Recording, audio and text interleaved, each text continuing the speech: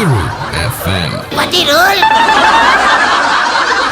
හොඳයි ළමයි මම දැන් ඊයේ ළමයින්ට මම දුන්න මාතෘකාවක් සතුන් කතා කරන විදිය ගැන රචනාවක් ලියාගෙන එන්න කියලා. මේ මාතෘකාව යටතේ කොබලන්න කීප දෙනෙක්වත් උස්සනවා නේද? හොඳයි.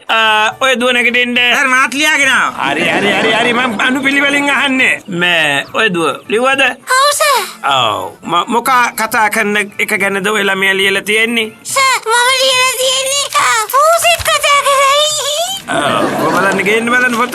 පූසෙක් කතා කරයි මාතෘකාව හරි. ඉරි දෙකක් දාලා තියෙනවා. කොහොමද කතා කරන්නේ? මේ තියෙන්නේ ඤාව් ඤාව් මියාව් ඤාව්. පූස කතා කරන්නේ ඤාව් ඤාව් කියලා. ඒක නිවැරදි. හොඳේ. හොඳට මීට වඩා අකුරු ලස්සනට ලියන්න ඕනේ ඔයා. හොඳද? හොඳයි. වාඩි වෙන්න යන්න. කොයි පුතා? ඔයා එන්න. සර් මාව ගන්නන්න. මම ළමයා අනුපිළිවෙලින් කතා කරන්න පොඩ්ඩක් ඉන්නකෝ. ඔය ළමෙන්ද කොබලන්න මොකද්ද පීසා ඡාය නේනේ? ඔව් සර් පීසා ඡාය හරි. ගන්නකෝ බලන්න මොකද්ද ලියලා තියෙන්නේ? බල්ලෙක් කතා කරයි. පීසා ඡාය හොඳයිනේ. කොබලමු බල්ලෙක් කතා කරයි.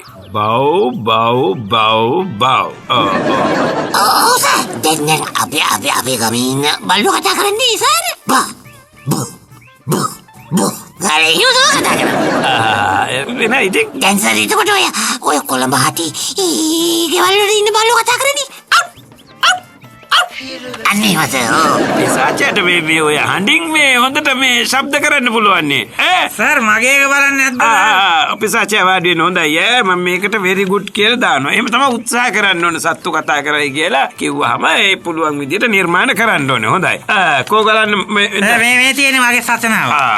කෝගලන්න අන්න. ඒ සචනාව මේ මාතෘකාව මේ තියෙන්නේ. ඒ උඩින්ම තියෙන මාතෘකාව. බඩයින් ගොළු බෙල්ලෙක් කතා කරයි. ගොළු බෙල්ලෙක් කතා කරයි. ඉරි දෙක මැටිමෝලෝ දැන් මෙතන ගොළු බෙල්ලෙක් කතා කරයි කියලා ලියලා තිනවා මිසක් මොකුත් ලියලා නැහනේ. කො ශබ්දය? මොකුත් ලියලා නැහනේ. ඉතින් සර් කොහොමද දැන් ගොළු බෙල්ලෙක් කතා කරන්නේ? අන්න ඒකනේ මට තියෙන ප්‍රශ්නේ. මේ වාඩි වෙනවා.